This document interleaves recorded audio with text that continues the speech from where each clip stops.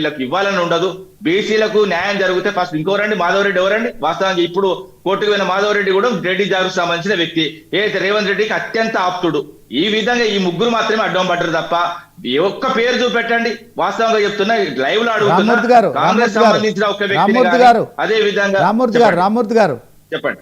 ఇప్పుడు 42% బీసీల రిజర్వేషన్ అంశం ఇక్కడ జూబ్లీహిల్స్ దాని ఇంపాక్ట్ ఉంటుందని మీరు భావిస్తున్నారా?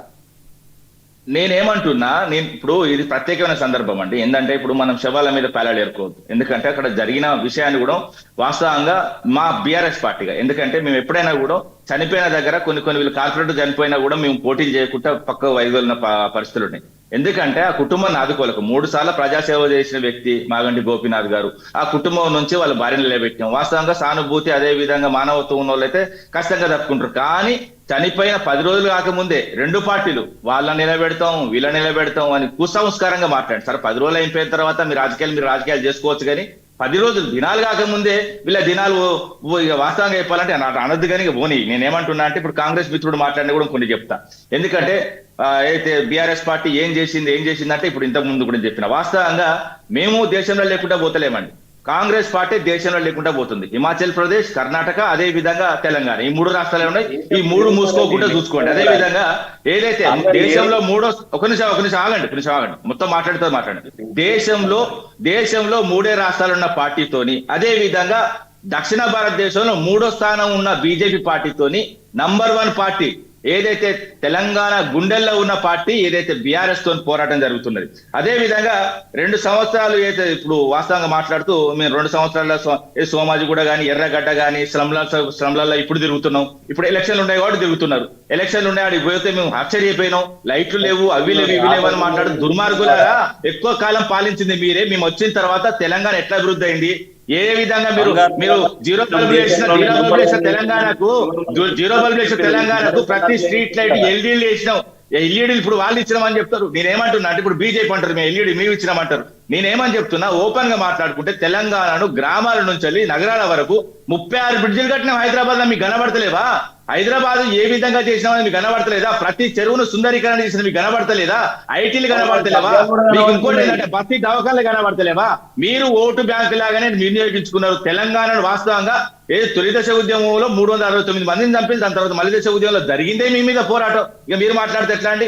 అదే విధంగా నేను క్లియర్ గా మాట్లాడితే ఇంకా చాలా ఉన్నాయి. 9.5 ఏళ్ళు మేము ఏం చేసినాం మళ్ళీ ఫామ్ హౌస్ గురించి మాట్లాడండి. మళ్ళీ కూడా చెప్తున్నా, మళ్ళీ లైవ్ లో చెప్తున్నా, మా ఫామ్ హౌస్ లో వ్యవసాయం నడుస్తుంది. కాంగ్రెస్ నాయకుల ఫామ్ హౌస్ లా పేకాట ఇల్లీగల్ కార్యక్రమాలు నడుస్తాయి. ఎస్, మీరు అందరు రాండి, నేను చూపెడతా.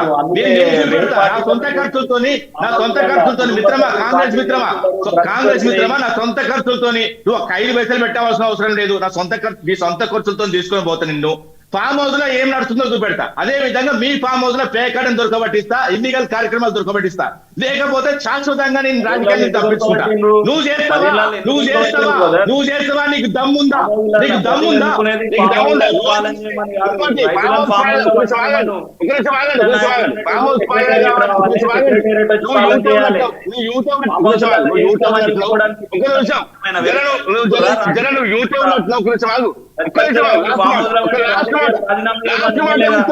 లాస్ట్ మాట మిత్రమా, నేను ఇంకో మాట మాట్లాడదు.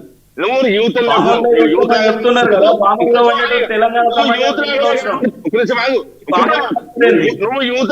పడుతున్నావు.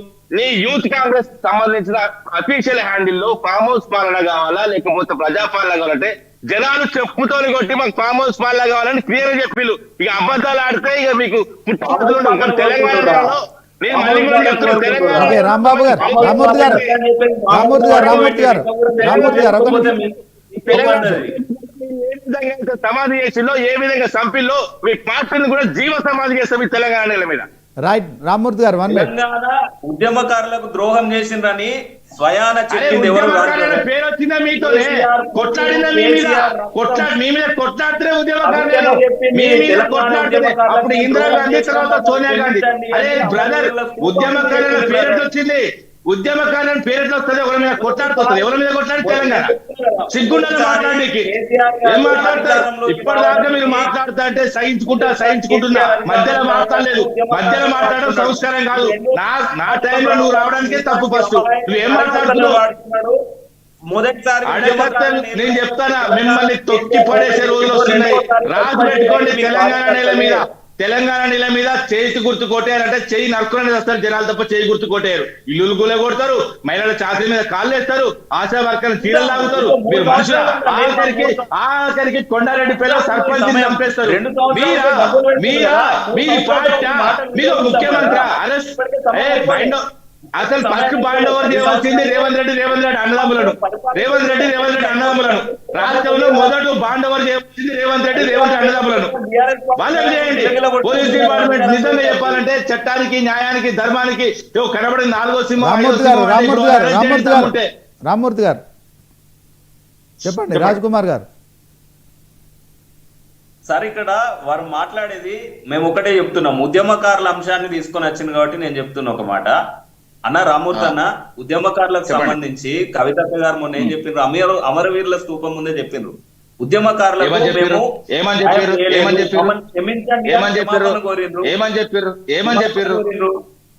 ఉద్యమకారులకు కొంతమంది చేసింది,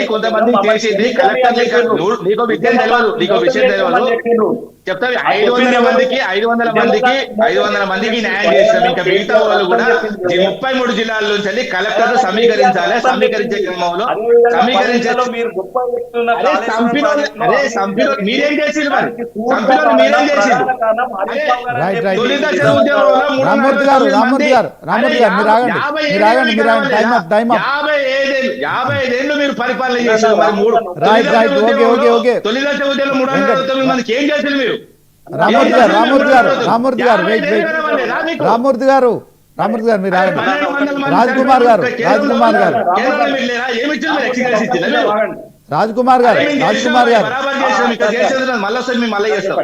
రామ్మూర్తి గారు మీరు ఆగండి.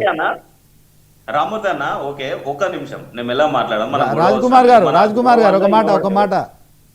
తెలంగాణ సీఎం రేవంత్ రెడ్డి ఈరోజు జూబ్లీహిల్స్ లో ప్రచారం మొదలు పెట్టారు. సో సుమారు మరి దీంట్లో 6 రోడ్ షోల్లో పాల్గొంటున్నట్టు, ఇవాళ ఒక సభలో కూడా పాల్గొంటున్నట్టున్నారు. సో సీఎం రేవంత్ రెడ్డి రంగంలోకి దిగాడంటే దాన్ని ఎట్లా చూడొచ్చు? ఫైనల్గా చెప్పండి.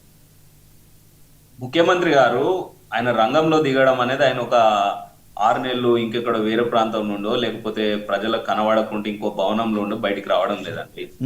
ముఖ్యమంత్రి గారు ఇప్పుడు మొన్నటిదాకా ఢిల్లీలో ఉండే, ఇప్పుడు హైదరాబాద్ వచ్చిన, అంతకుముందు ప్రజాక్షేత్రంలోనే ఉంటున్నారు. రేవంత్ రెడ్డి గారు బయటికి రావడం ఎవరిని కలుస్తున్నాడు? ఒక్కలా కలుస్తాడు. నువ్వు ఇవాళ కలిసి ఫోటో పెట్టి దమ్ముంటే ఇవాళ నువ్వు కలిసి ఈ గంటల పోయి ఈ గంటల పోయి నువ్వు ఫోటో పెట్టు. నేను దేని కడితే అనుకుంటా. ఇప్పుడు గంటల రామ్మూర్తి గారు ఆయన సీఎం ను కలవడానికి రీజన్ ఏంటి? ఆయన ఎందుకు కలుస్తారు? కానీ సీఎం అనే వ్యక్తి చాలా బాధ్యతాయుతమైన పదవి. చెప్పండి, రేవంత్ రెడ్డి ఇంత ఎర్లీగా కేసీఆర్ ఎవరు కలవకపోతే మాత్రం కలవలేదు.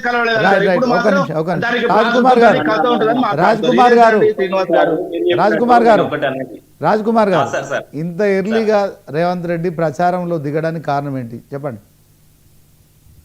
ఎర్లీగా అంటే ఇంకా కేసీఆర్ లాగా మొత్తానికి రాకుండా ఉండాలనుకుంటున్నారా, లేకపోతే ఇంకొక కేసీఆర్ వస్తారా రారా అనే దాని పట్ల క్లారిటీ లేదు. కేసీఆర్ వస్తాడా రాడా అనేది వరదలు వచ్చిన కేసీఆర్ రావాలి. ఇక మీరు శాతగాలను ఒప్పుకుంటున్నారా? మీకు శాతగాలు, మీకు నడువులు ఎత్తలేదు, మీకు కాళ్ళు పని చేస్తే కట్టబడుకున్నారు. అలానే మీరు అధికారం వచ్చింది ఏమాగుతారే? ఊకే కేసీఆర్ తప్ప ఇంకా వేరే మాట్లాడుతాను. జూబ్లీ ఎలక్షన్స్ అన్నా కూడా కేసీఆర్ అయినా పడుతుంది. ఇక మీరు పోరాటంలో దొంగ ప్రస్తావన ఉంటుంది, పోలీస్ ప్రస్తావన ఉంటుంది. ఇంక ఇద్దరి మధ్యలో వేరే ప్రస్తావన ఏముంటది అన్న? అట్లనే ఇప్పుడు కేసీఆర్ దొంగ గురించి మంచి 50 లక్షలు పట్టుకొస్తే దొంగ గురించి చెప్తున్నావు. ధన్యవాదాలు. డైరెక్ట్ దొరికే 78